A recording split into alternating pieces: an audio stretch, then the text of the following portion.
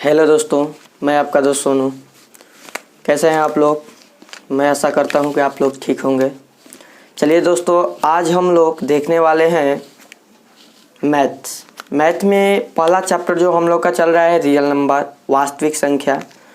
जो एग्ज़ाम में 10 नंबर का जो आता है, परीक्षा में पूछा जाता है, वही चैप्टर हम लोग जो चालू किए हैं भारती भवन से। एनसीईआरटी नहीं, भारती भवन से चालू किए हैं। पहले हम लोग भारती भवन का देखेंगे, उसके बाद एनसीईआरटी का भी देखेंगे, ठीक है।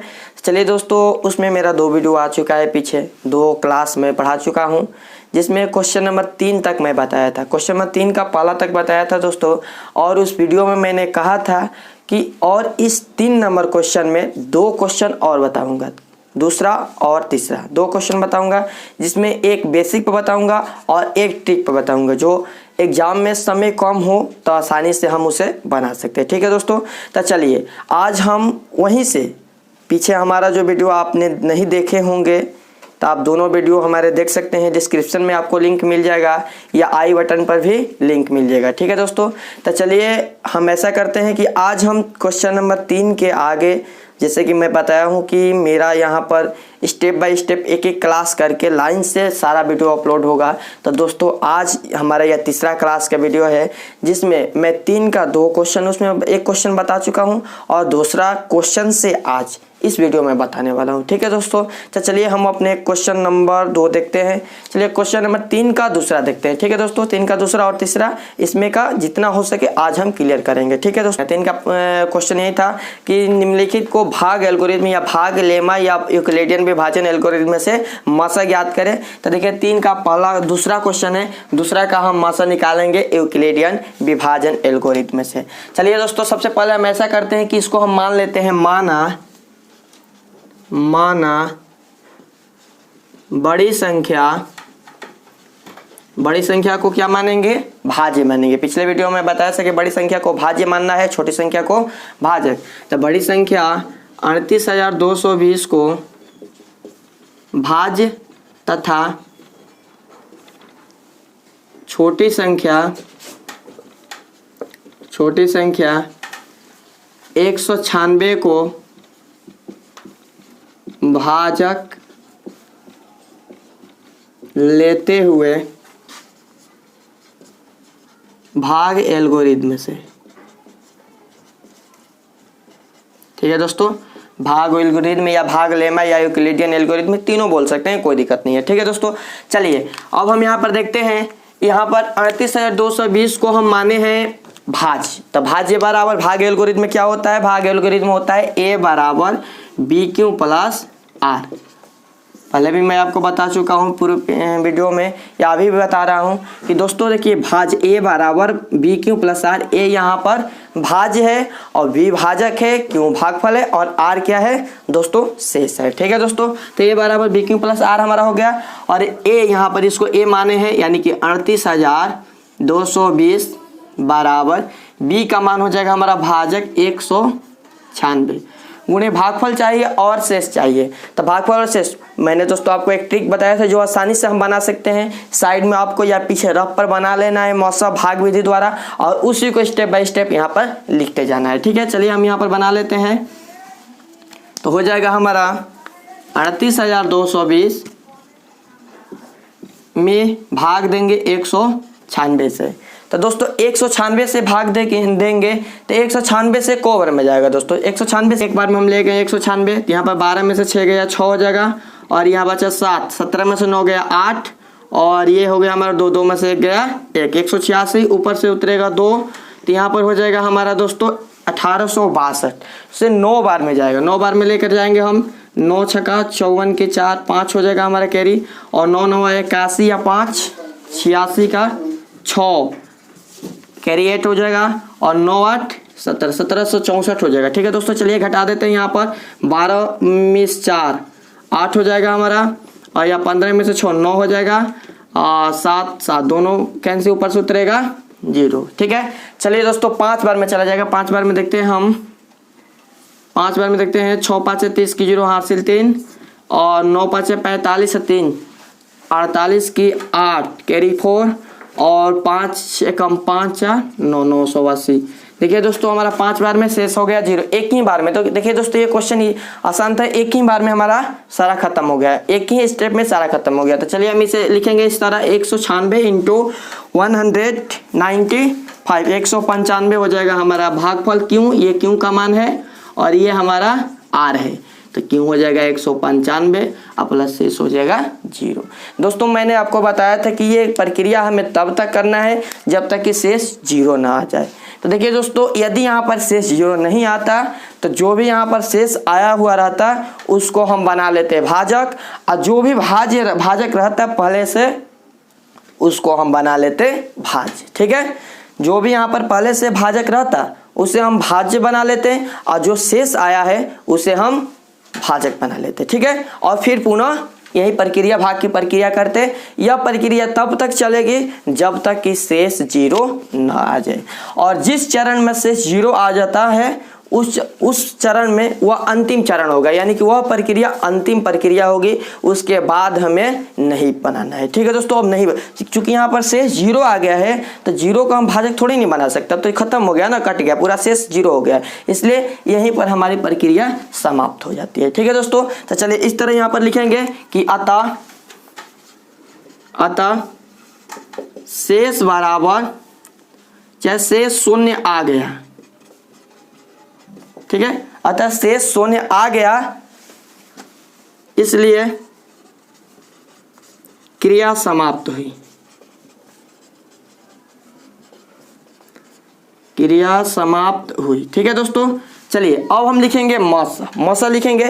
तो यहाँ पर मौसा कैसे लिखेंगे, देखिए यहाँ पर हो जाएगा मौसा, और दोनों संख्या को हमें लिख देना है 196, 196 और 38,220, दोनों को इस तरह कोष्टक में लिख देना है। अब बराबर मौसा बराबर, दोस्तों देखिए पहले आपको 1-2 क्वेश्चन में ये लिखना है, उसके बाद छोड़ देना है। ठीक है दोस्तों, 1-2 क्वेश्चन में आपको ध्यान देना है, इसको लिखना है कि जिस चरण का शेष 0 आया है उस चरण का भाजक ही उसका मौसा होगा। ठीक है, तो ये आपको 1-2 क्वेश्चन लिखना है, उसके बाद आपको छोड़ देना है। चलिए हम लिख देते हैं यहाँ पर कि जिस चरण का शेष 0 आया है उस चरण का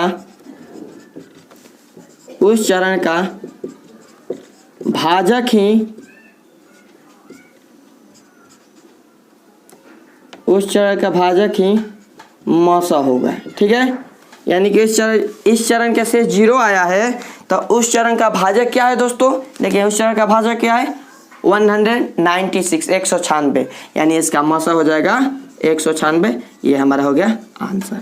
ठीक है दोस्तों, चलिए इस तरह इस टाइप के क्वेश्चन को हम बनाएंगे, ये हमारा सहायता करेगा। इसी को लिखने में हम डायरेक्ट भी बना सकते हैं दोस्तों, लेकिन मैंने आपको बताया था कि डायरेक्ट और इसमें क्या अंतर है, ये हम साइड में करके बनाएंगे तब गलती होने की संभावना बिल्कुल ही कम हो जाएगी। ठीक है दोस्तों, तो चलिए आप ऐसे भी बना सकते हैं, यदि आप डायरेक्ट कर लेते हैं तो और भी अच्छा है, उस तरह भी बना सकते हैं, इस तरह भी बना सकते हैं। ठीक है, और चलिए इस 3 नंबर क्वेश्चन में एक क्वेश्चन मैं आपको और बताना चाहूँगा।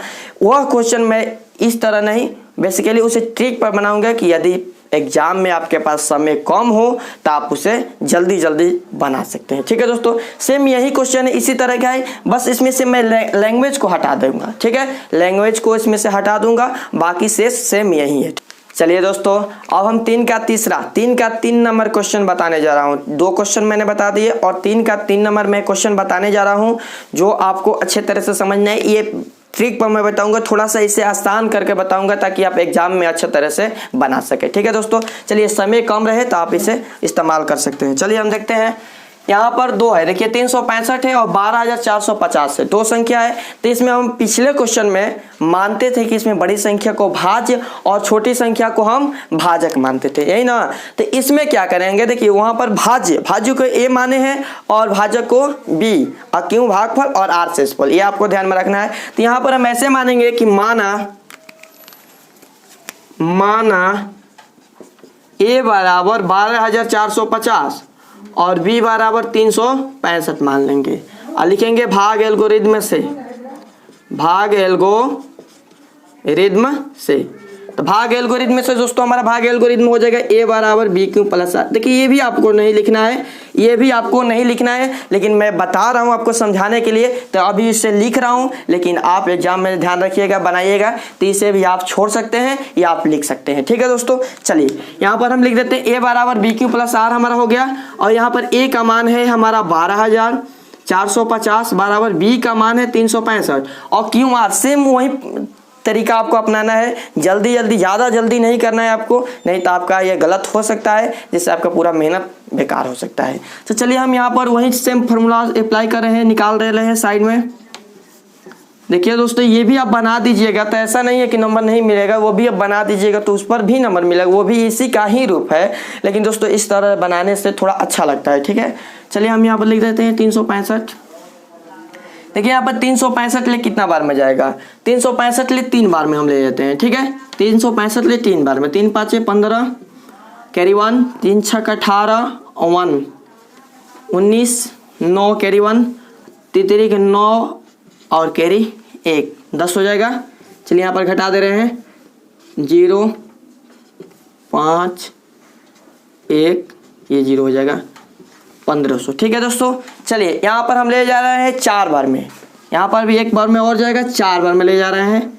4 5 20 0 कैरी 2 4 6 24 26 कैरी 2 4 3 12 2 14 14 से 7 0 4 ये सब कैंसिल हो जाएगा, यानी हमारा शेष आ गया 40 यानी 40, शेष हमारा आ गया 40। चलिए दोस्तों यहाँ पर हमारा ये हो गया Q का मान, ये हो जाएगा हमारा R का मान। तो चलिए यहाँ पर लिख लेते हैं 365 इंटू Q है हमारा 34 34 और प्लस R हमारा बच गया 40, शेष आ गया 40। ठीक है दोस्तों, चलिए अब यहाँ पर सेम फार्मूला हम इस्तेमाल करेंगे। यहाँ पर उसमें लिखना पड़ता था हमको कि यहाँ पर 40 से 40 को भाजक तथा भाजक 365 को भाज लेते हुए भाग एल्गोरिथम में से उस स्टेप को इसमें हम छोड़ देते हैं और यहाँ पर लिखते हैं। यहाँ पर डायरेक्ट 365 जो 40 है यहाँ पर उसको हमें क्या बनाना है, भाजक बनाना है, और जो 365 है तो 365 को हमें भाज बनाना है।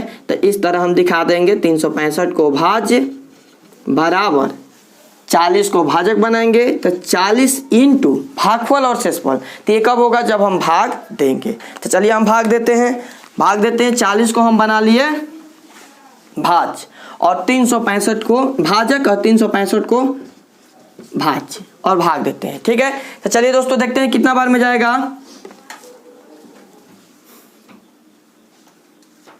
9 बार में ले लेते हैं 360, 9 बार में ले लेते हैं 360, हमारा यहाँ पर बच जाएगा 5 हो गया। चलिए इसको एक स्टेप में लिख लेते हैं हम। यहाँ पर हो जाएगा हमारा 40 इंटू 9, ये क्यों का मान होगा, ये R हो जाएगा। तो 9 और प्लस शेष हमारा हो गया 34, इसमें 40 को बनाए हैं भाजक, प्लस यहाँ पर हमारा हो जाएगा शेष 5।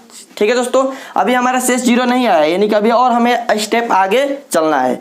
चलिए यहाँ पर सेम वही इस्तेमाल करते हैं, 5 को बना लेते हैं हम फिर भाजक, और यहाँ पर जो भाजक था 40 इसको हम बना लेते हैं भाज। ठीक है, और ले लेते हैं कितना बार में जाएगा, 5 से 8 बार में जाएगा 40। देखिए अब हमारा शेष 0 आ गया, मतलब इस चरण तक हमें चलना पड़ेगा। तो यहाँ पर हम किए हैं क्या, 40 को हम बना लिए हैं भाजक।